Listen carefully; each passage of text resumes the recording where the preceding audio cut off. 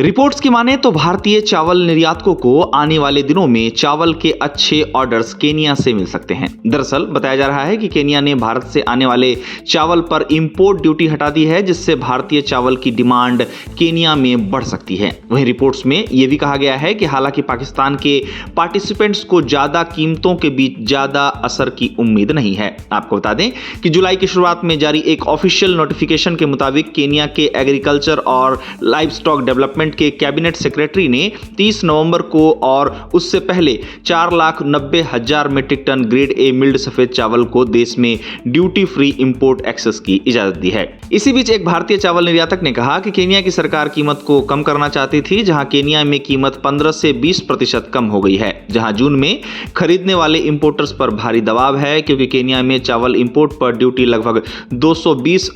पर metric ton है। आपको बता दें कि भारत और पाकिस्तान केनिया के लिए इस साल चावल के मुख्य सप्लायर देश रहे हैं। एक आंकड़े में बताया गया है कि केनिया ने इस साल 2026 के शुरुआती 5 महीनों में पाकिस्तान से 2,41,928 मीट्रिक टन चावल, तो वहीं भारत से 2,34,727 मीट्रिक टन चावल इंपोर्ट किया है। लेकिन अब कीमतों के अंतर के कारण केनिया में भारतीय चावल की डिमांड बढ़ सकती है, जिससे भारतीय चावल निर्यातकों को अच्छे ऑर्डर मिल सकने की बात रिपोर्ट्स में कही जा रही है। विशेषज्ञों का कहना है कि केनिया ने ड्यूटी फ्री चावल इंपोर्ट पॉलिसी पर फैसला मौसम की बढ़ती चिंताओं के बीच लिया है, जो बड़े ईस्ट अफ्रीका मार्केट सहित मुख्य इंपोर्टिंग क्षेत्रों में चावल प्रोडक्शन के आउटलुक पर असर डाल रही है। अब केनिया के इस फैसले को भारतीय चावल निर्यातक भी अपने लिए फिलहाल फायदेमंद मानकर चल रहे हैं, जिसमें उनका कहना है कि ये इंडियन मार्केट के लिए अच्छी खबर है। एक ट्रेडर ने कहा कि ईस्ट अफ्रीका में अभी बहुत ज्यादा गर्मी पड़ रही है और संभावना है कि धान प्रोडक्शन पर भी अल नीनो का असर पड़ेगा, इसीलिए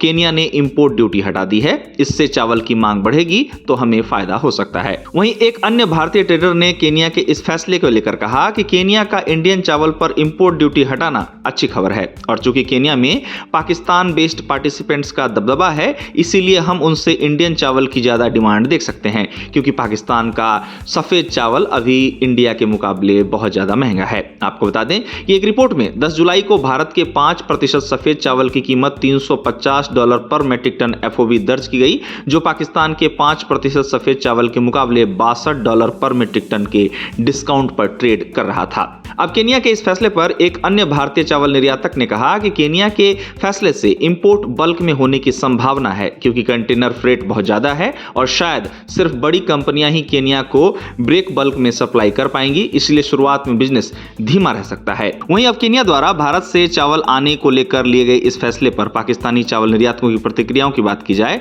तो पाकिस्तानी चावल निर्यातकों का कहना है कि इस पॉलिसी से केनिया में मौजूद पाकिस्तानी एक्सपोर्टर्स और स्टॉकिस्ट को और नुकसान होगा। उन सभी के पास पहले से ही ड्यूटी पेड स्टॉक है और उनकी कॉस्टिंग मौजूदा मार्केट रेट से ज्यादा है। वहीं एक अन्य पाकिस्तानी चावल निर्यातक को लगता है कि पाकिस्तानी एक्सपोर्टर्स पर केनिया के इस फैसले का काफी कम असर पड़ेगा, क्योंकि केनिया का मार्केट भी दुनिया भर में प्राइस कॉम्पिटिटिव ऑप्शन ढूंढेगा। इस तरह केनिया के फैसले पर पाकिस्तान से मिलीजुली प्रतिक्रियाएं सामने आई हैं। अब अगर इसकी बात की जाए कि केनिया 2026-27 में कितना चावल का इंपोर्ट कर सकता है, तो इसको लेकर USDA के अनुमान के मुताबिक केनिया द्वारा इस अवधि में 8 लाख मीट्रिक टन चावल इंपोर्ट किया जा सकता है। अब केनिया के इस फैसले पर केनिया से अहेरो राइस फार्मर्स एसोसिएशन द्वारा भी प्रतिक्रिया सामने आई है, जहां एसोसिएशन ने ड्यूटी फ्री पॉलिसी को लेकर ज्यादा ट्रांसपेरेंसी की मांग की है। ये देखते हुए कि 9 जुलाई को लोकल मीडिया रिपोर्ट्स के मुताबिक किसानों को कथित तौर पर फैसला लेने की प्रक्रिया से बाहर रखा गया था। गौरतलब है कि केनिया अपने खपत के मुताबिक घरेलू स्तर पर उतने चावल का उत्पादन नहीं कर पाता है और इस कारण से केनिया को दुनिया के कई क्षेत्रों से चावल का इंपोर्ट करना पड़ता है। आपको बता दें कि इन दिनों केनिया अपने चावल उत्पादन को बढ़ाने में लगा है और इसके लिए उसने सिंचाई मॉडर्नाइजेशन प्रोजेक्ट पर काम शुरू किया है, जिसका उद्देश्य देश के चावल उगाने वाले खास इलाकों में से एक अहेरो सिंचाई स्कीम में चावल का प्रोडक्शन बढ़ाना और एनर्जी एफिशिएंसी में सुधार लाना है। आपको बता दें कि केनिया की सरकार द्वारा चावल उत्पादन को बढ़ाने के मद्देनजर हंगरी से KSH 650 मिलियन की फंडिंग के साथ कोबोंगो सिंचाई प्रोजेक्ट शुरू किया गया है, जो अहेरो सिंचाई स्कीम को मॉडर्नाइज और बढ़ाने में मदद करने वाला बताया जा रहा है। बता दें कि ये किरिंगा काउंटी में मियोवा सिंचाई स्कीम के बाद देश का दूसरा सबसे बड़ा चावल उगाने वाला इलाका है। आपको ये भी बता दें कि केन्या में अहेरो सिंचाई योजना केन्या की चावल सप्लाई में एक अहम भूमिका निभाती है। इस एरिया में धान उत्पादन की बात की जाए तो Kenya national bureau of statistics के डेटा के मुताबिक केन्या के अहेरो क्षेत्र ने 2023-24 सीजन के दौरान